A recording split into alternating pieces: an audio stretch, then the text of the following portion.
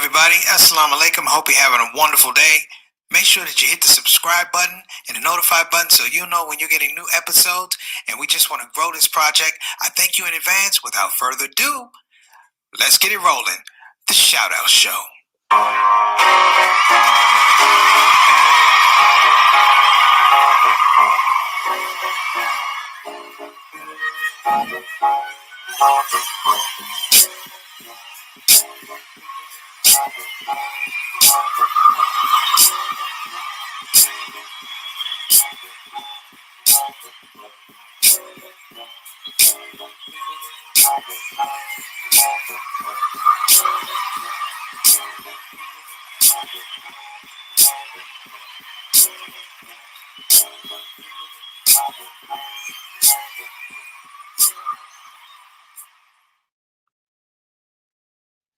Assalamu alaikum warahmatullahi wabarakatuh, everybody. I hope that you're having a great day, whether it's early evening or late evening. My name is Preacher Moss. I'm your host. This is my show, my platform. All praise due to Allah. Of course, it's the Shout Out Show, better known, abbreviated as the SOS. First of all, I want to welcome people who are coming for the first time. Maybe you're dropping through, checking out the situation, and I appreciate that. We hope, as always, that you enjoy your experience here on the Shout Out Show. It's my effort and my energy and my intention to give a good show and share some information. I know many of you used to see me on stage, which is fine. I enjoy the stage, but sometimes I need to step back and let people know that as a community activist, as a social commentator, many times I have to comment on a lot of the things that sometimes you see in abbreviated fashion on stage. Now, for all the other people who come religiously and unreligiously, but you come, I just want to say thank you from the bottom of my heart. This has been something, a bit of a catharsis, if you will, with COVID-19. And every once in a while you say, what am I going to do with this creativity? And I was very blessed to have this platform. And I think it's beautiful because I believe as though we've grown as a family on this process. I can't tell you how blessed I feel that one person turns in, tunes in, let alone 2 or 3 or 4 or 50 or 60 or 70 or 100. It doesn't matter because I feel like your intention is more pure than my intention, and that is just to give information. So if you're looking at the title today, the subject matter of today's show, I want to be very clear that I'm going to ask everybody, if you have kids in the room, I'm going to ask you to please excuse the children, give them something else to do because we're talking about serious matters here. And I want to frame this a little bit carefully too. I am not a comedian talking about spiritual abuse or predatory behavior in religious communities. I am speaking specifically from the person that's actually have to go through it. Number one, I've been through it. I want to say I'm a victim, potential victim, if you will. But I also want to say also that as an educator and a social advocate for children, this has been something that's really been bothering me. And since I've become Muslim over some 30 years ago, I have seen a certain type of track that's going through religious communities, not just Muslim communities, but the Christian community, Jewish communities. And I think that's something that we really need to discuss. I'll give you a little bit of my story, a little bit of my background, if you care to hear it. I converted to Islam. I'll give a shout out to Sister Yasmin all the way from London. Thank you so much for tuning in. Wonderful sister doing great things out there with the charity out there. Keep us in your dua system. We'll keep you in ours.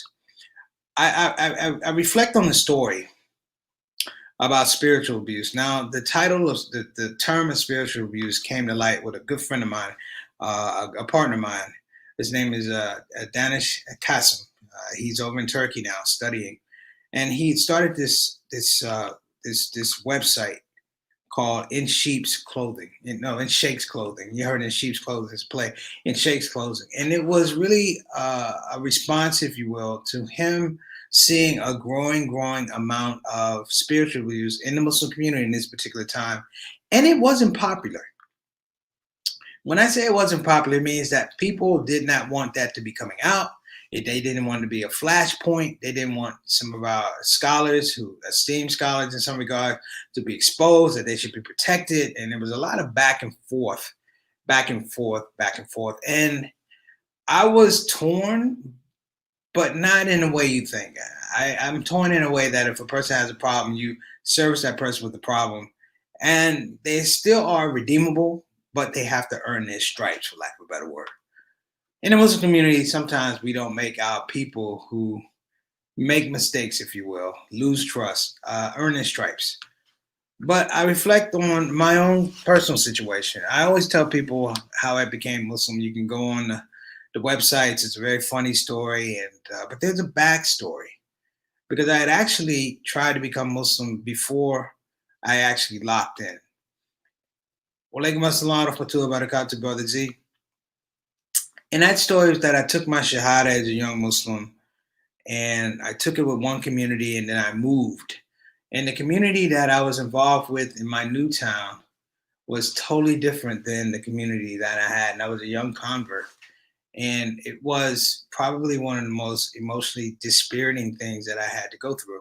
I was picked upon, if you will. I was targeted because I was a comedian. Number one, number two, I was a convert. Number three, I made a mistake of actually being popular in the town. Naming picture in the newspaper, articles, stuff like that. And it brought, at the time, what I didn't understand, it brought a certain amount of unrest and people didn't feel good about it. So I was the Muslim that was out. And so what happened was I found myself, for lack of a better word, I found myself in a situation where I was, for lack of a better word, trying to prove myself to these brothers that I was some kind of Muslim other than just a Muslim trying to get day to day. And the comments that was said to me, everything from value as a Muslim, everything from quality to be a husband, everything from your job is haram. I mean, keep in mind, people, I did stand up before I was Muslim. And when I was doing stand up in this city, Milwaukee, as a matter of fact, I actually taught during the day and did stand up at night because that's how much I believed about servicing the community. And it was to the point where I found myself disassociating myself from Muslims and the masjid. And the problem was, in my heart, I wanted to be there, but in my mind, I said it's not a healthy place because they're not respecting my own agency, my own process of being a Muslim. It was be a Muslim this way, do this, wear your pants this way, wear your brothers and sisters. I'm gonna tell y'all something. This, you might have figured it out. I can't really grow a beard, and I'm telling you this. Like I can't grow a big beard. It takes me a while to just grow a chin strap and something underneath. I'm a chin beard guy. It takes a long time. And that was one of the things that disqualified me with a lot of brothers is I didn't wear a beard. Now, I don't want to get caught up on that. But it's these little things that lead to brothers and sisters having insecurities, being uncertain about their religious identity, not with Allah subhanahu wa ta'ala, not with God, but more importantly, identifying with their religious community.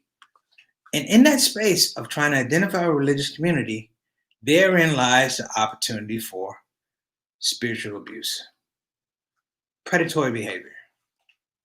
The idea that this Muslim is up underneath me, I'm teaching them Islam, this Muslim is underneath me. Why are you teaching me Islam as opposed to me experiencing Islam? Now I'm going to show you guys something, and I hope you don't mind. I'm going to show you something from a movie. This is one of my favorite comedians, Eddie Murphy. He did a movie called Vampire in Brooklyn. So I had to find the one section. There was no cursing, but this is a very, very astute critique of religion and spiritual abuse. Of religion and spiritual abuse.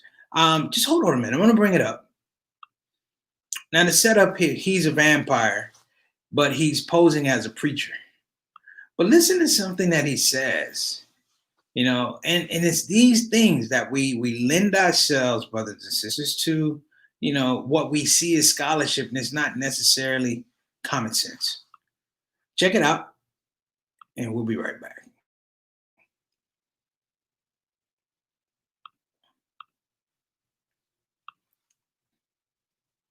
Jesus heard and Jesus walked over. Oh, yes. Jesus.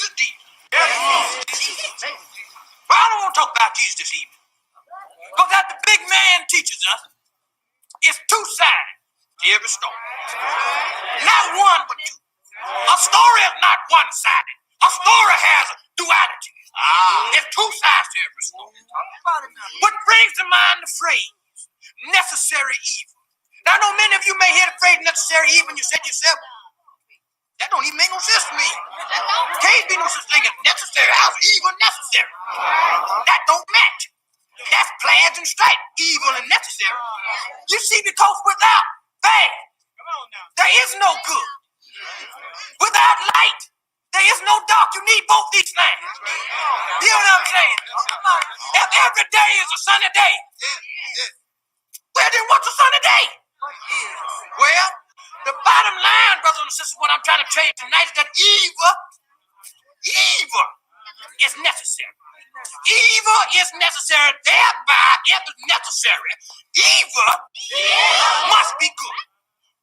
Evil is good. That's what I think. Evil must be good. Let me hear y'all say it. Evil is good. That's right. Evil is good. Take Brother Now, I'm just saying, brothers and sisters, look at the subtlety, okay? I'm not saying it's correct or wrong, but I'm saying look at the subtleties. Just that little bit takes people to a whole nother space. And I'm going to ask people to look beyond just religious communities. We're dealing with spiritual abuse as a part of leadership. Religiosity and spiritual awareness have been taxed in this country. We may be talking about in our community, sure, but have you ever had a time where you've been a part of leadership or you've had leadership that had absolutely no connection to spiritual wellness? Acknowledge spiritual growth. And when it doesn't happen, you have predatory behavior. So, brothers and sisters, yeah, I want to make sure that I'm very, very clear on this point. The point is, we have to be careful. When we're talking about spiritual abuse, we're talking about people who we've trusted. Hear what I'm saying now?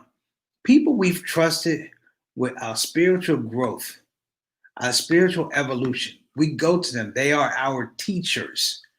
We call them our scholars. They're our teachers. They're our role models. But the most important thing you have to remember is that they're human. And that space of being human should be the place whereby we're able to address predatory behavior in our religious communities, and we're also able to address it in terms of spiritual abuse. But we don't do it. We've had situation after situation after situation whereby the response of the community is so weak, so tepid, that people don't believe that religion or acuity of religion even matters. What am I saying? I don't have to point out names. I don't have to point out situations. There are people in our community who are good people. There are people in our community who are good people, but they fell. They fell off. They made mistakes. I don't want to say bamboozle, hoodwink, led astray, but it's in the nature. It's in the nature. A prime example is somebody comes to the masjid, a new convert, particularly young female converts. Now, brothers, I love you, but I'm going to call game where it's game. Stop running up on these sisters, in the words of Hajj Muhammad Ali, stop running up on these sisters wanting to offer all this religious guidance and protection, and you don't know who you are. You know, you're struggling with who you are as a Muslim. I say get out of the way, let Allah do his job. Get out of the way, let God do his job. But we see this all the time. I should literally rerun that clip of Eddie Murphy talking about evil is good in front of a church. You know why? I'm going to tell you why. Because he's not lying. He's giving you an accurate portrayal of things that are going on. Let me flip this thing around. Look. You remember the religious community that was around during the Obama time and the Bush time and the Clinton time? And we used to call them, what we call them, the moral majority. Remember them? Have you heard them lately? But Trump's been in office almost 8 years. Have you heard them lately? No. Politicians that claim to be morally upright, put their hands on the Bible claim to understand the protection of people through the Constitution and the Declaration of Independence is a declaration from God, they still can't stand up to things that they know are wrong. So part of spiritual abuse as well, brothers and sisters, is when you're not standing up to things that are wrong. And when you don't stand up to things that are wrong, you allow a process, you allow an environment where people think that they can impose will. Now, this is the part where I want you to make sure the kids are out of the room. People impose will to the point of not just breaking people's confidence, breaking their trust, destroying their self-image, destroying their religious identity, framing falsehoods around connection to God, connection to holy texts. These people are systematically evil, and we have not done a good job purging them out of our system. We have not done a good job looking to these people and say, hey, listen, you must be removed. This idea that it looks bad is the idea that it is bad. It doesn't just look bad, it is bad. And it reflects poorly. I can't tell you how many times I've seen, particularly in our religion, young Muslim youth falling off the game, fall off their deen. And you know why? Because they've seen an environment fall off. We see an environment that reacts to political things, but we don't react to the social things. Do you know how many George Floyds there were before there was actually a George Floyd? And we're just talking about George Floyd. We're not talking about women, because women go through this thing way more. And I'm not talking about, because Sandra Bland was a woman, she was killed. But before she was killed, she dealt with toxic environments that even led her to this situation, led her to this scenario. I can't tell you how many sisters in the masjid undergo trauma, and we frame how we respond in terms of how much trauma did she really go through? Was it really that bad? We created, for lack of a better word, a culture of silence, and a culture of silence is killing us. Let me give you guys some facts. Back in the old days down south, I'm gonna give y'all some real facts. Back in the old days down south, you know, there used to be this thing about a girl got in trouble. When they say a girl got in trouble, it usually meant that a young girl got pregnant and she wasn't married. That was the trouble. Now, I'm going way, way south, so just bear with me. Now, back in the day, if we knew who the father was, or the father knew who the father was, he'd take his daughter, or whoever the young lady was, pack up her stuff, take her over to the young man's house, throw her bags up on the porch, throw her up on the porch and said, well, you wanna act like a man? Well, you're gonna be a man. That's what it was. That's one story. But there's another hidden story. An African American community and a tradition. And this is a deep story. There's a story of the girl who got in trouble. We never saw her again. She went to live with an auntie or a grandma. And in that space, she was, for lack of a better word, they modeled behavior for her to be a mother. So the grandmother showed her how to be a mother. The mother didn't, but the grandmother did, or the auntie did. And in some of those cases, it wasn't a young man in town that got her pregnant. It was a family member. And that family member stayed in town while the young girl went away. And she was ostracized. She was chastised for being something other than a victim. Somehow she bought this on herself. And the sad part of it, brothers and sisters, is that it goes on today. I can't tell you how many cases I've heard in our own community of inappropriate action, inappropriate behavior, if you will, being somehow, for lack of a better word, rewarded and almost condoned because we don't call it out. I'm talking about in our community. You know, I said this before and people got angry with me. I said, you know, in a certain way, it's almost a break that we're seen as the religion of terrorists as opposed to the religion of pedophiles. Yes, brothers and sisters, in our community, we have pedophiles. Just like in everybody else's community, just like in the world, they're all over. And don't be fooled thinking that religion is going to change them. You know, you can be a Muslim and still have alcohol habit. You can be a Muslim and still be a heroin addict. Therefore, you can be a Muslim and still be a pedophile. These are the facts. But I don't want it to be a situation scenario where we turn a blind eye to the facts and we're not having discussions about how we correct these problems in our communities. We have big foundations, big Islamic foundations. We contribute money, but the money doesn't go where it's supposed to. We don't have proper accounting. And then someone stands up and says, you know what? I want to call it on the table. I don't know where this money's going. I feel that something is awry. And that person that stands up, what happens? Gets discredited, gets distanced, and eventually gets silenced. And I'm not talking about the average Joe blowing the mouth shit. This has happened to some of the imams who find themselves in their whole livelihood controlled by a board because they stood up and spoke out. They're controlled by a board the board that pays your mortgage, the board that pays your salary, the board that knows that you got young children in school. So unemployment is something that scares you. Now, for me, brothers and sisters, I've been blessed. I had a second act with Islam in my life. And I ran into brothers who reminded me of my own advocacy and agency in being a Muslim and evolving into a better Muslim. We need to get back into that. Because what I see now is clicks. You know what I mean? Little clicks. This click over here, this click over here, this click over there. And that competition, if you will, and let's just call it out. It's become competition in our community to make sure we have a certain amount of followers, make sure we have a certain amount of students. And this whole fanfare and celebrity scholarship, if you will, we got to call it out.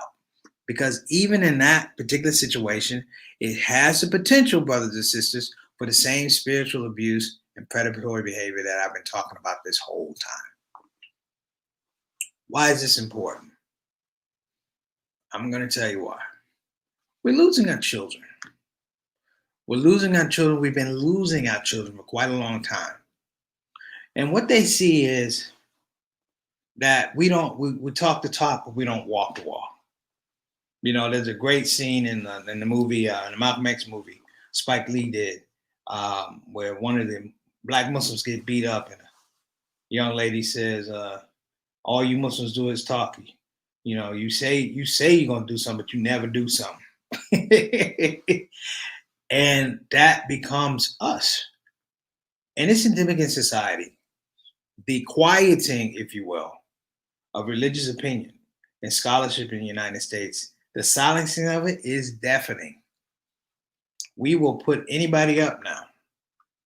You can get away with darn near anything these days. I guarantee this election coming up will be devoid of any kind of spiritual enlightenment or spiritual engagement. What do I mean? You know, Joe Biden, Kamala Harris, Trump, Pence, you know, they're not spouting, this is what I believe religiously. They'll tell you their positions. But it behooves them not to talk about it because they understand that socially and in society and in the environment, it's not important anymore. It's not important anymore. And so when you get to that point where you start talking about something that's not important anymore, it becomes an easy target to victimize. Now, I'm saying this because it needs to be said. I'm a comedian, but I've had too many shows. I've had too many emails, too many calls of sisters, but also brothers that find themselves at the brink, if you will, of religious disillusionment, if you will. disenfranchisement, if you will. And that's not what this religion is here for. I'll say this. When you're on a path, okay, and this is from my convert days, but when you're on a path and you come to that path and the path goes this way or that way, and you say, I want to take the straight path. Hear what I'm saying? This way, that way, but I find the straight path in between them. And you follow it and you engage it. Here's something that you should know, brothers and sisters. That decision to get yourself closer to a higher power shouldn't hurt. And too many people in our situation, too many people in the community think they're helping, but you're not. You are hurting. You are creating a situation whereby people, unfortunately, can't see their way out of it. You know? And we think we're helping, we give advice. That's your story. Are you creating a situation where people can grow their own stories? And if you're not doing that, brothers and sisters, then you need to just step off. It's okay. It's all right not to know everything. Trust me, it's all right. Now, as a close, I want us as a community, anybody watching this show, when you see a convert walk in, just go over and ask them how they're doing. Don't tell them how they're doing. Ask them how they're doing. And when our kids come to us with problems, don't tell them solutions. Ask them how they feel about solutions. Engage the space of, what's that word? Passive acquisition. That's the word. Passive acquisition. Understand that people outside of your own spheres of influence have the opportunity for passive acquisition. And that's how they come to know themselves and value themselves in this creation. So I'm going to ask everybody to please do that. I hope to see you guys next week. Next week, tomorrow. I'm sorry. I'm thinking next week. Apologies. Hope to see you guys tomorrow. And I hope, inshallah, some of the words I said today were helpful. That was my intention, to be helpful. If I insulted anybody, I apologize, but it's coming from a good place. All right, everybody. Thank you so much. Have a blessed day. Assalamu alaikum wa rahmatullahi wa barakatuh.